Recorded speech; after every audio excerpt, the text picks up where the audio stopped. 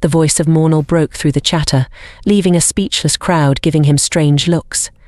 Then, without warning, he spoke excitedly with his arms raised above his head. "Mornal would like to welcome you all. It honors Mornal and his supreme god friend that so many of you arrived." Upon hearing this, Lumi slowly lifted her head from Dix Nox's cozy lap, her bloodshot eyes peering at the strange man in a pink bathrobe. Did he just say he's friends with a supreme god? Lumi thought to herself, her head tilting slightly. Noticing Lumi, Mornal stared at her, his bright green eyes glinting in the light. My, oh my. Mornal would never have expected Lumi to arrive. Such a pleasant surprise, Mornal thinks. Who? Lumi quietly asks. "I don't think I've ever heard of you." Mornal clutched his chest dramatically, pretending to wipe away tears. Sadness plagues Mornal after such a comment.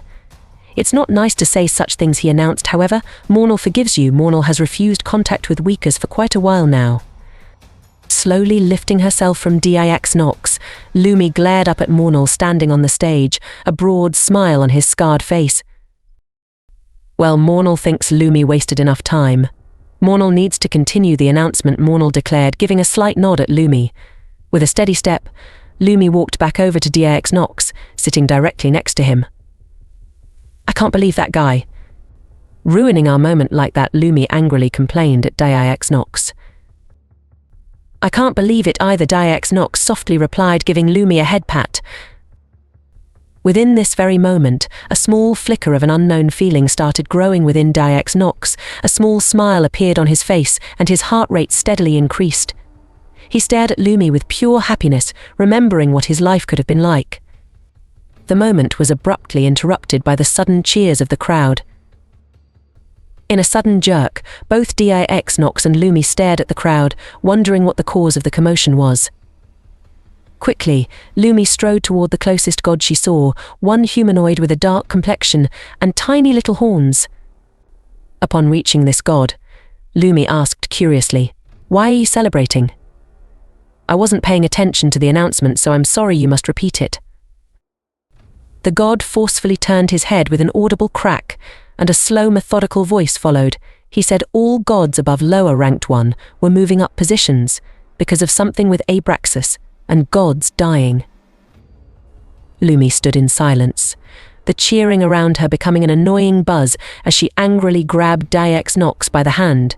Sweat poured down her face while she struggled to drag him toward the exit portal, leaving a foul stench in her nose. Once Lumi finally managed to push Dix through the portal, they arrived at a familiar place, Lumi's garden. "Can you believe that God, everyone but me got moved up? How is that fair?" Lumi yelled out in annoyance. Dix Nox was deep in thought as Lumi's question hung in the air before a sudden, yet polite voice interrupted the silence. "Did something happen?" Uriel kindly asked, elegantly walking toward Lumi. "It's nothing. Just all the gods. But I got a boost in rank," Lumi responded in a slight sulk. "Guess. I shouldn't expect anything different. It's always been like this."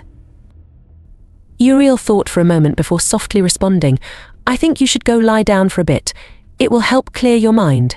And then we can talk about it all you want." "Will you really talk about it?" Lumi sorrowfully answered. "Of course, I just want to talk with Dix Nox, so go get some rest," Uriel quickly responded. Lumi glanced at Uriel's face before waddling away. Lumi quickly disappeared behind some old ruins. Uriel turned his head at Dix Nox. "Did you do it with her?" Uriel asked. "Do it? What are you talking about?" Dix Nox questioned. Uriel had a small grin on his face as he answered, "You know what I mean." "Huh? No, I didn't," Dix Nox quickly answered, attempting to reassure Uriel. Suddenly, Uriel breaks out in laughter. "I missed you too, buddy. So what did happen? You're not usually this nervous." Following Uriel's lead, Dix Nox breaks into laughter. "Guess. I was a little nervous. I was proved on many occasions that I wasn't as strong as I thought I was, ruining my confidence." "All right, let's talk about it." Dix Nox and Uriel sat down and began talking about their days. Just, as usual, they were filled with excitement. While they chatted, Lumi fell asleep on a comfy yet small bed, her body squirming and rolling. She muttered to herself, "Ajax." Within her dream was an empty white hall of a palace, barren with furniture except for an old weapons rack and a stool. Over the deafening silence, she heard a cold voice speak out, "You did die back on El Tara, which you were then resurrected here. Ask your second question." After a moment of hesitation, Ajax questioned, icy sweat dripping down his face, "What's happening with Lumi?" "She is currently safe, a bit mentally degraded, but she isn't harmed," EGS answered, standing over Ajax. Third question. "Why are you so interested in Lumi?" Ajax asked his final question. Lumi stared on through her dream, for her time seemed to stretch on for an eternity, waiting for the answer, before finally EGS responded in his usual manner, "It's less of an interest in her, but an interest in the person who put the curse on her." Staring on at EGS, Lumi felt relieved EGS wasn't hunting her, and only her. However, her moment of clarity was broken when EGS spoke once more. "Lumi, it isn't very nice to snoop." The words ran through her head before she was violently awoken from her slumber, the bed drenched in sweat. "Someone put the curse on me," Lumi thought to herself. Returning to DX Nox, he and Uriel are having a pleasant conversation, unaware of Lumi's predicament, chatting as all friends do.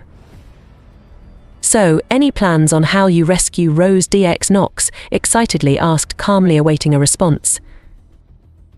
"I think we need to figure out Ansgar's identity. I don't believe that's his true name. He joined the Adventures Guild in El Cluid a few months before the disaster. But if he wanted to destroy the planet, why did he wait?" Uriel answered, his eyes lighting up. "And you already mentioned Ansgar died a while ago, so it matches up. Ansgar isn't his real name." "That makes so much sense," DX Nox responded. "How did I miss that?" "Probably 'cause you're a bit slow," Uriel jokingly responded. "Hey, I'm not that slow," DX Nox responded. "So any ideas of their true identity?" In a quick and silent motion, Uriel lays his arms on the table, and with a short whisper, "I believe it," suddenly Uriel gets cut off by DX Nox running toward Lumi as she stumbled toward them, drenched in sweat.